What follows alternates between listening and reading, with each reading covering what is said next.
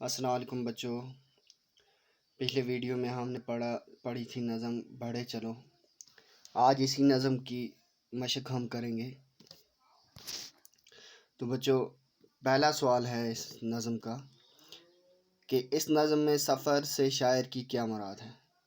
تو بچوں، ہم اس کا جواب یہ لکھیں گے: سفر سے مراد ہے اپنی منزل کو پانے کی جدوجہد اور کوشش۔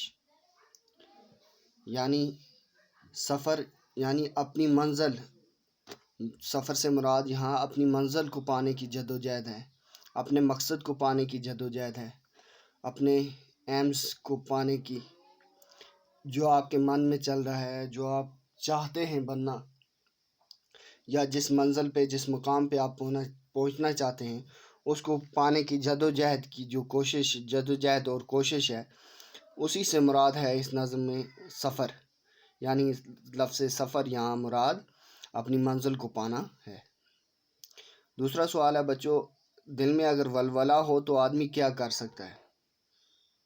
تو بچوں، اس کا جواب ہے: دل میں اگر ولولہ ہو تو آدمی بڑے سے بڑا کام انجام دے سکتا ہے۔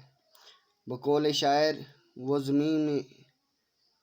وہ زمین میں زلزلہ پیدا کر سکتا ہے، یعنی بڑے سے بڑا اور مشکل سے مشکل کام کر سکتا ہے۔ تو اسی نظم میں ایک شعر ہے: دلوں میں ہو جو ولولہ تو ڈال دو گے زلزلہ۔ تو یہی شاعر کی یہاں یہی مراد ہے کہ کوئی زلزلہ لانا نہیں ہے، کوئی اور نہیں۔ یعنی آدمی اگر چاہے، اگر اس کے من میں سچی لگن ہو، تو وہ مشکل سے مشکل کام، جو ناممکن ہو، اس کو بھی ممکن کر کے دکھا سکتا ہے۔ لیکن شرط یہ ہے کہ اس کے دل میں جوش ہو، اس کے دل میں ولولہ ہو، اور اسے منزل کو پانے کی چاہ ہو، تبھی وہ مشکل سے مشکل کام کر سکتا ہے۔ اگلا سوال ہے بچوں، نیچے دیے ہوئے مصرعوں میں جو جگہیں خالی چھوڑی گئی ہیں انہیں نظم دیکھ کر پورا کیجیے۔ تو ڈیش ڈیش کا نام بھی نہ لو، ڈیش ڈیش نہ لاؤ دل میں تم، وہ سامنے ہے ڈیش ڈیش، ڈیش ڈیش سے کام لو۔ تو بچوں، پہلی ڈیش میں لکھیں گے ہم: تھکن کا نام بھی نہ لو۔ دوسری میں: جھجک نہ لاؤ دل میں تم، وہ سامنے ہے مرحلہ، ذرا سمجھ سے کام لو۔ تو بچوں، آج یہیں تک۔